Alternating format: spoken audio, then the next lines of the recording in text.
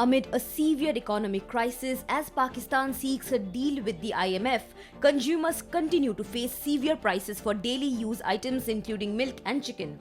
According to reports, prices of loose milk have been increased to 210 Pakistani rupees from 190 per litre, and live broiler chicken has seen an increase of 30 to 40 rupees per kg in the last 2 days, with which it now costs 480 to 500 per kilogram.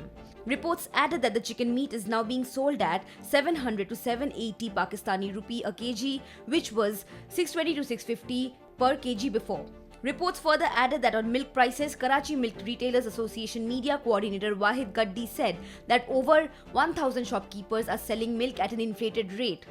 These are actually shops of wholesalers or dairy farmers and not their farmers, he said.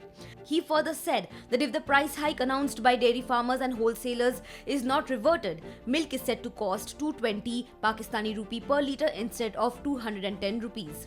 This comes amid a stalemate in talks between the IMF and Pakistan, which come as a blow to Shehbaz Sharif's government as the country struggles with the recovery from record-breaking floods last year, which killed 1,739 people and destroyed 2 million homes. According to the country's own official estimates, in Pakistan, the inflation is at a 48-year high.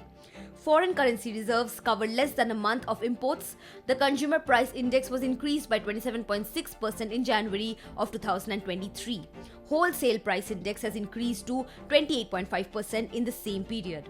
In the meantime, officials and analysts said that cash-strapped Pakistan will impose new taxes of 170 billion rupees this month in a bid for massive bailout, even as they warned that the new taxes could accelerate the country's spiraling inflation.